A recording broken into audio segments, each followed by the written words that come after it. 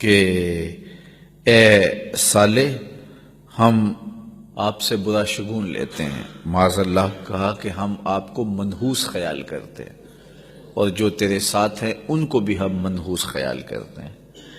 یہ عجیب قوموں کا مزاج ہے کہ جو وجود برکت والے ہوتے ہیں وہ ان وجودوں کو اور ان پاک باز ہستیوں کو مٹانے کی آرزو میں لگے ہوتے ہیں کہ یہ وجود مٹ جائیں، حالانکہ ساری روشنیاں اور سارے اجالے معاشرتوں میں پاک لوگوں کے دم سے ہوتے ہیں، لیکن یہ شروع سے ہوتا آیا ہے کہ لوگوں نے پاک باز لوگوں کے اوپر طعن و تشنیع کے تیر بھی برسائے اور ان کے تقوی کو نشانہ تضحیک بنایا اور ان کی زندگی کے تقدس معاب لمحوں پر انگلیاں اٹھائیں۔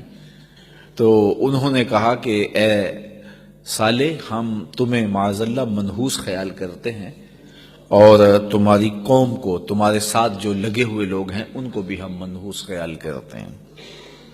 یہ عموماً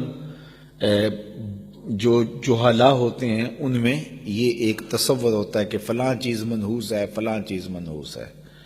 یہ کسی علاقے میں الو کو منحوس خیال کیا جاتا ہے، کسی میں یہ ہے کہ یہ بلی راستہ کاٹ گئی ہے تو یہ منحوس ہو گیا ہے۔ اس طرح کی باتیں اسلام نے اس کی نفی کی ہے، اور یہ توکل کے منافی چیزیں ہیں۔ کوئی جو ہے وہ منحوس نہیں ہے، بلکہ دنوں کو منحوس خیال کیا جاتا ہے۔ بعض لوگ منگل کے دن کو منحوس خیال کرتے ہیں، بعض اطراف کو، سمتوں کو لوگ جو ہے وہ منحوس خیال کرتے ہیں، بعض لوگوں کو منحوس خیال کرتے ہیں کہ صبح صبح یہ مل گیا ہے اب سارا دن برا ہی گزرے گا۔ ایسا نہیں ہے، اللہ تعالیٰ پر توکل کرنا چاہیے، اور نہ کوئی دن منحوس ہے اور نہ کوئی شب منحوس ہے اور نہ کوئی وقت منحوس ہے۔ جو منحوس ماننے پہ آئے تو معاذ اللہ انہوں نے پیغمبر کو بھی منحوس قرار دے دیا، اور پاک باز ہستی کے عالی مرتبت صحابہ کو بھی انہوں نے جو ہے وہ منحوس قرار دے دیا، اور کہا کہ ہم برا شگون لیا تم سے اور تمہارے ساتھیوں سے۔ قال طائرکم عند اللہ بل انتم قوم تفتنون، فرمایا تمہاری بدشگونی اللہ کے پاس ہے، بلکہ تم لوگ فتنے میں پڑے ہوئے ہو۔ حضرت صالح علیہ السلام قوم سمود کی طرف آئے تو قوم سمود میں 9 لوگ تھے جو سب سے زیادہ فتنے کی نشانی تھے اور فتنہ گر تھے۔